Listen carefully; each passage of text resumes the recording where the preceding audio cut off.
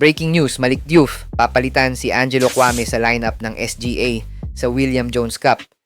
Pagkakataon na nga ba nating makita kung pwede si Diouf sa Gilas main team ni Coach Tim Cone? Pero bago yan mga idol, pindutin lang ang subscribe button para updated ka sa latest basketball news and highlights. Isang malaking pagbabago ang inanunsyo ng Strong Group Athletics Pilipinas ilang araw bago magsimula ang kanilang kampanya sa 45th William Jones Cup sa Taiwan.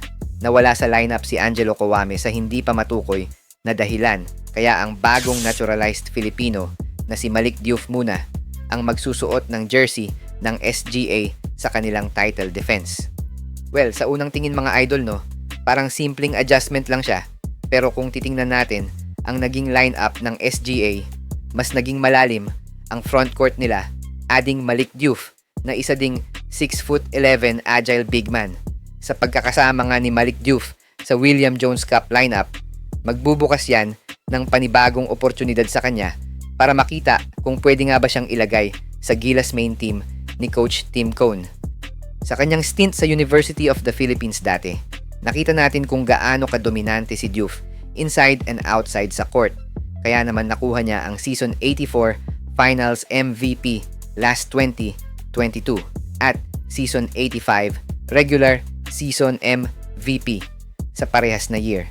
Bagamat nauna nang sinabi ng SBP na pang 3x3 lang si Diouf, maraming pagkakataon na tinawag siya sa 5-on-5 event gaya na lang ng ma-injured si Bolbol sa TNT.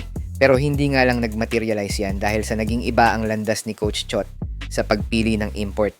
Kaya ngayong kasama na siya sa Final 12 ng SGA Pilipinas, ang William Jones Cup ang magiging perpektong pagkakataon para makita ng coaching staff ni Coach Tim Cone kung paano babagay si Diouf sa sistemang ginagamit ng Gilas at kung paano siya makikipagsabayan sa international competition.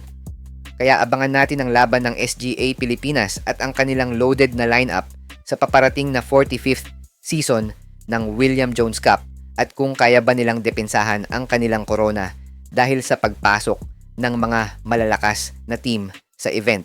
Hi guys! Kung naghahanap ka ng legit Gilas jerseys, marami tayong partner stores ang nagbebenta niyan. All you have to do is i-click lang yung link sa gilid ng mga video at magpa-pop na yung mga stores sa gilid. Get yours now guys at huwag kalimutan mag-subscribe kay Overdrive Highlights.